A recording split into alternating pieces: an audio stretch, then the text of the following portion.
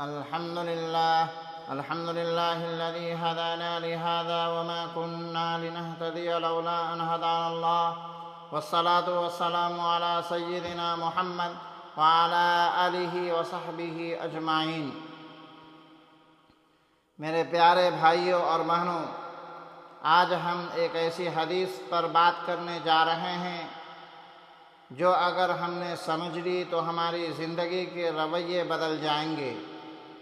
رسول اللہ صلی اللہ علیہ وسلم نے فرمایا، من لا یشکر الناس لا یشکر اللہ، یعنی جو انسان لوگوں کا شکر ادا نہیں کرتا وہ دراصل اللہ کا بھی شکر ادا نہیں کرتا۔ یہ حدیث ہمیں یہ سکھاتی ہے کہ اللہ کا شکر صرف زبان سے الحمدللہ کہنے کا نام نہیں ہے، بلکہ بندوں کے ساتھ شکر گزارانہ رویہ اختیار کرنا بھی اللہ کے شکر کا حصہ ہے۔ اگر کوئی ہمیں اچھائی کرے، ہماری مدد کرے اور ہم اسے جزاک اللہ تک نہ کہے تو گویا ہم نے اللہ کی نعمت کا بھی انکار کیا۔ ایک دن نبی کریم صلی اللہ علیہ وسلم کے پاس ایک شخص آیا اور عرض کیا، یا رسول اللہ، فلاں شخص نے میری بڑی مدد کی۔ آپ صلی اللہ علیہ وسلم نے فرمایا، جس نے تمہارے ساتھ بھلائی کی تم اس کا بدلہ دو، اگر تم بدلہ نہیں دے سکتے تو اس کے لیے دعا کرو، یہاں تک کہ تم سمجھ لو کہ تم نے اس کا حق ادا کر دیا۔ سوچئے، رسول اللہ صلی اللہ علیہ وسلم ہمیں یہ تعلیم دے رہے ہیں کہ شکر گزاری انسان سے شروع ہوتی ہے اور اللہ تک پہنچتی ہے۔ ہم اکثر اپنے والدین، اساتذہ، دوستوں یا حتیٰ کہ اپنے خادموں تک کا شکریہ ادا کرنا بھول جاتے ہیں۔ جب ماں کھانا بنائیں ہم کھا لیتے ہیں، جب باپ تھکا ہارا کمائیں ہم مانگ لیتے ہیں، مگر شکریہ ابا، جزاک اللہ امی کہنا بھول جاتے ہیں۔ یاد رکھیے، شکر انسان کے تعلقات کو مضبوط بناتا ہے اور ناشکری دلوں کو سخت کر دیتی ہے۔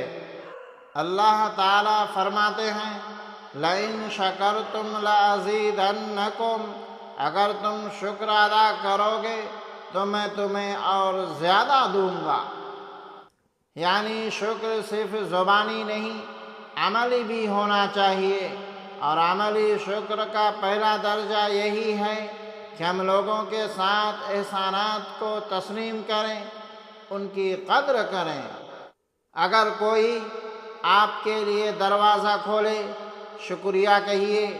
اگر کوئی آپ کی مدد کرے، جزاک اللہ خیراً کہیے۔ اگر والدین دعا دیں، آمین کہہ کر مسکرائیے۔